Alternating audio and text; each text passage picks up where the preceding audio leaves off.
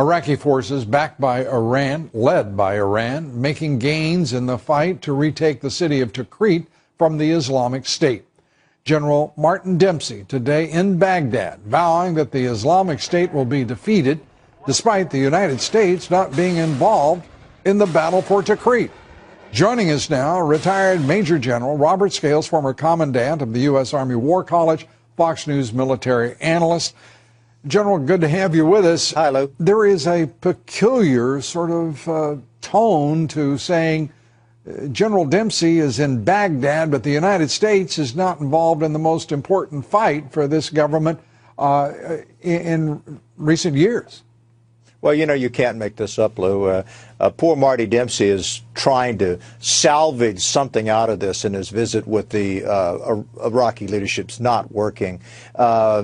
Three outcomes in Tikrit, all bad. One is that they lose, and that will completely shatter the Iraqi military.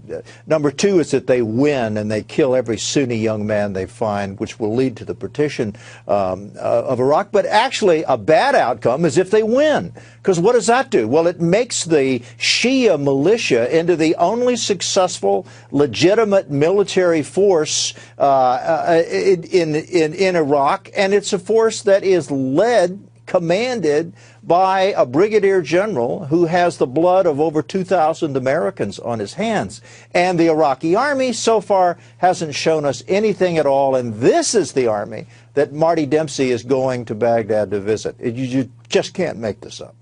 You can't make it up, but indeed, if anyone could, it would be Americans and our policy in Iraq and the Middle East over the years, not only under this president, but under George W. Bush. We have watched a four-star general that created a doctrine called the Long War, David Petraeus, right, of which there are many acolytes amongst the general staff in the United States military. Yeah, that's right. And go ahead. My question is simply, when are we going to see victory as the doctrine of the United States military, and when are we going to see generals tell civilian leaders that this is madness? Probably not in my lifetime. This is a long war. The enemy are the ones that have all the watches and set the clocks. It's a generational fight. It's more akin to, say, the 30 Years' War than it is to, say, World War II. And as far as the generals go, they do talk to the civilian leadership. But, you know, Lou, a conversation really takes two, one to speak and the other to listen. No, the administration is slow rolling this war. It's a war of pinprick airstrikes and a very subtle, methodical program of trying to train the Iraqi military, when the only military in Iraq that seems to be gaining any ground and killing the bad guys is actually part of the Iranian military. Unbelievable.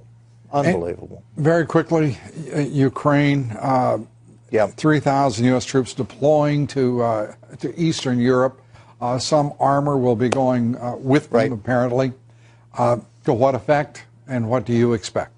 I think to no effect, Lou. It's game, set, and match in the Ukraine. The only way the United States can have any effect in this region and turn the tide is to start killing Russians by killing so many Russians that even Putin's media can't hide the fact that Russians are returning to the motherland in body bags. But given the amount of support we've given the Ukrainians, given the ability of the Ukrainians themselves to counterattack against these, 12,000 Russians camped in their country, sadly, that's not likely to happen, Lou.